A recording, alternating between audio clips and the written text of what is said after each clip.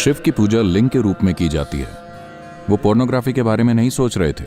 इसे यौन अंग के रूप में नहीं देखा जाता है। लोगों के दिमाग काम वासना से विकृत हो गए हैं। ये बस एक प्रेरण यंत्र की तरह है। सबसे उपयुक्त प्रतीक लिंग है। ये बिल्कुल अलग तरह की मानसिकता से आया है। नमस्कारम सद्गुरु। प्रकृति और पुरुष क्या है? क्या ये वही है जिसे हम स्त्रीलिंग और पुल्लिंग कहते हैं? प्रकृति और पुरुष, इसका ये मतलब है। पुरुष ये शब्द आज भी आमतौर पर पुल्लिंग को दर्शाने के लिए इस्तेमाल किया जाता है। पुरुष का मतलब है आदमी या पुल्लिंग। प्रकृति का मतलब स्त्रीलिंग नहीं है, बल्कि आमतौर पर सामान्य उपयोग में इसका मतलब है प्रकृति। तो आप द्वैत में आपका कोई स्थान नहीं है।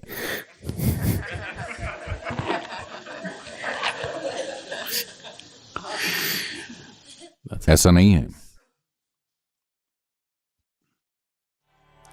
जिसे पुरुष कहा जाता है वो कारण है। वो मुख्य उत्प्रेरक है जो चीजों को शुरू करता है। जब अस्तित्व अव्यक्त होता है,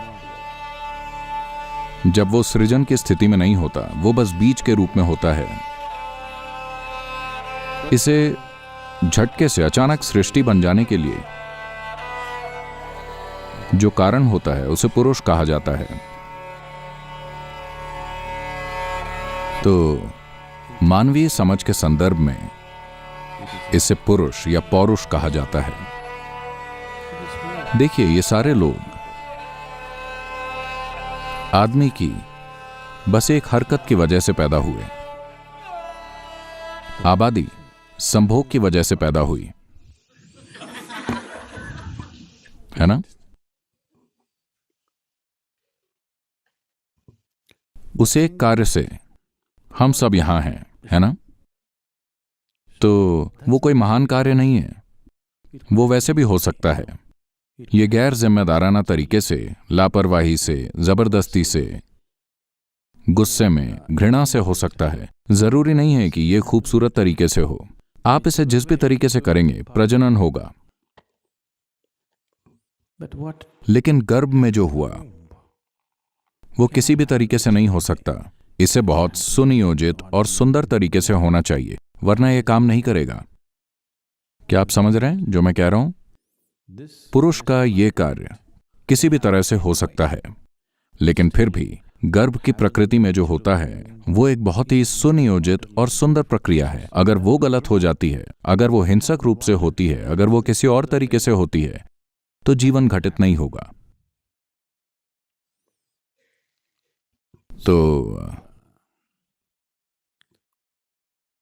जब हम इस बुनियादी प्रक्रिया को देखते हैं कि सृष्टि कैसे होती है, वो प्रक्रिया बस एक कार्य की तरह है। ये इसी तरह से होता है, उसे पुरुष कहा जाता है। लेकिन जो इसे लेता है और धीरे धीरे जीवन के रूप में विकसित होता है, उसे प्रकृति कहा जाता है। इसलिए प्रकृति को स्त्री के रूप में भी दर्शाया जाता है, क्योंकि उसमें प्रतीक और तुलना काफी हद तक मौजूद हैं। ये ठीक उसी तरह से है। चाहे कोई मनुष्य पैदा होता है, या चींटी पैदा हो, या कोई कीड़ा पैदा हो, या ब्रह्मांड पैदा हो, ये सब उसी तरह हो रहा है कि एक पहलू है जो पुरुष होता है, जो बस प्रेरित करता है। बाकी एक धीमी गति का विकास है। संभोग कुछ ही मिनटों में खत्म हो जाता है। गर्भावस्था 9-10 महीने, है ना? ये एक धीमी व्यवस्थित प्रक्रिया है ना? वो बेतरतीब ढंग से नहीं हो सकती। ये किसी भी तरह से हो सकता है। हाँ, ये किसी भी तरह से हो सकता है। वो किसी भी तरह से नहीं हो सकती। उसमें पूरी शालीनता जुड़ी होती है। संभोग सबसे गैर जिम्मेदार तरीकों से हो सकता है। गर्भावस्था और बच्चे को जन्म देना उस तरह से नहीं हो सकता, है ना? तो अगर आप भीतर की ओर मुड़कर देखें कि ये सृष्टि कैसे चल रही है। आप जानते हैं कि पूरा ब्रह्मांड कैसे चल रहा है, क्योंकि ये किसी अलग तरीके से नहीं हो रहा है, ये उसी तरीके से हो रहा है। So that which induces is referred to as Purusha or masculine. That which evolves is referred to as nature or feminine. तो जो प्रेरित करता है उसे पुरुष कहा जाता है, जो विकसित करता है उसे प्रकृति कहा जाता है। तो ये दो क्यों हैं? क्योंकि अगर दो नहीं हैं तो कोई गतिविधि नहीं होगी, है ना? वरना ये निश्चल रहेगा। हम इसे इस तरह कहते हैं, शिव पुरुष हैं, शक्ति प्रकृति है। शक्ति का मतलब है, आमतौर पर इसे स्त्रैण रूप की तरह दर्शाया जाता है। असल में इसका मतलब है आरंभिक ऊर्जा। वो स्त्रैण है, वो बस वहां पड़ी है, स्पंदित हो रही है, लेकिन फिर भी ये अपने आप कुछ नहीं कर सकती। उसे प्रेरणा की जरूरत है। उस प्रेरणा के बिना वो उत्तेजित नहीं हो सकती। और आप जानते हैं, लोग बिना पुरुष के जन्मों के बारे में दावा करते रहे हैं, लेकिन एक महिला के रूप में आप जानती हैं कि जब बिना पुरुष के जन्म होता है तो कहीं ना कहीं कुछ गलत हुआ होता है। Isn't it? इतिहास में और आज भी कई महिलाओं ने इसका दावा किया है। ऐसा हुआ, एक उच्च समाज की महिला अपनी 14 वर्षीय बेटी को चेकअप के लिए डॉक्टर के पास ले गई। डॉक्टर ने लड़की की जांच की और कहा, आपकी लड़की गर्भवती है। महिला ने कहा, नहीं, ऐसा नहीं हो सकता। मेरी छोटी सी बच्ची, उसने किसी पुरुष को चूमा तक नहीं है, ऐसा हो ही नहीं सकता। हाँ क्या बेटी, है ना? हाँ मां।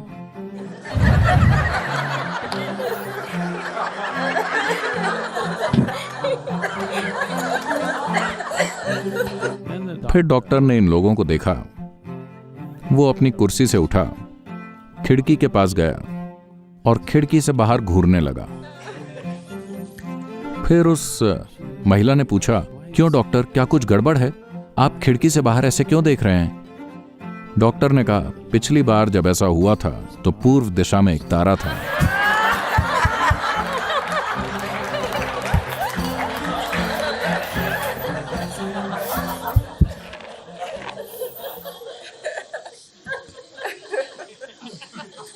तो इसीलिए पूर्वी संस्कृति में इस्तेमाल किए गए प्रतीकों में शिव को लिंग के रूप में दर्शाया जाता है। लिंग का एक पहलू यह है कि इसका आकार दीर्घवृत्त यानी एलिप्सॉइड का है, और इसका दूसरा पहलू यह है कि यह लिंग जैसा है। तो शिव की पूजा लिंग के रूप में की जाती है, क्योंकि इसे यौन अंग के रूप में नहीं देखा जाता, इसे उत्प्रेरक के रूप में देखा जाता है। उस उत्प्रेरक के बिना कोई जीवन नहीं है ना? इसके बारे में आपके चाहे जो भी विचार हों, इसके बारे में आपके जो भी फैंसी विचार हैं, आपने चीजों को बढ़ा चढ़ा दिया है और इसे भद्दा बना दिया है, वरना यह बस उत्प्रेरक है ना? इसके बिना जीवन को शुरू नहीं किया जा सकता, है ना? तो चूंकि वो पुरुष का गुण है, मानवीय समझ में जिन लोगों ने अपने शरीर को बस एक उपकरण के रूप में देखा, जिन लोगों ने ये नहीं सोचा कि उनकी छोटी उंगली और किसी दूसरी चीज में कुछ अंतर है, जिन लोगों ने एक चीज को दूसरे से अलग तौर पर नहीं देखा, जो लोग शरीर के हर हिस्से को उसी तरह देख सकें जैसे आप अपने हाथों को देखते हैं, उन्होंने शरीर के सारे दूसरे हिस्सों को वैसे ही देखा। ऐसे लोग, वो अलग लोग हैं। उन्होंने बस सोचा कि सबसे उपयुक्त प्रतीक लिंग है। उन्होंने नहीं सोचा कि वो किसी के दिमाग में अश्लील विचार शुरू कर रहे हैं। वो पोर्नोग्राफी के बारे में नहीं सोच रहे थे।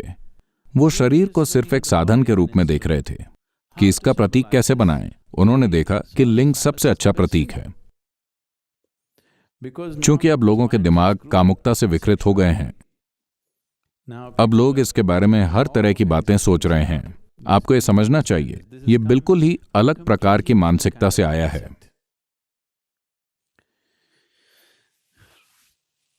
कुछ समय पहले एक अमेरिकी, वो एक सम्मेलन आयोजित कर रहा था। किसी सम्मेलन के लिए वो चीन गया था। यह सम्मेलन शंघाई में था और वो डिनर के लिए एक रेस्तरां में था और एक चीनी पत्रकार उसके पास आया और बोला, क्या आप कुछ कह सकते हैं? आप चाइनीज खाना खा रहे हैं, क्या आप इस बारे में कुछ कह सकते हैं? क्योंकि आपकी संस्कृति सेक्स के बारे में है, हमारी संस्कृति भोजन के बारे में है, आपको इसके बारे में क्या कहना है? तो इस आदमी ने कहा, ओ वाकई, लेकिन ऐसा क्यों है कि हम मोटे हैं और आप लोगों की संख्या 1 अरब है?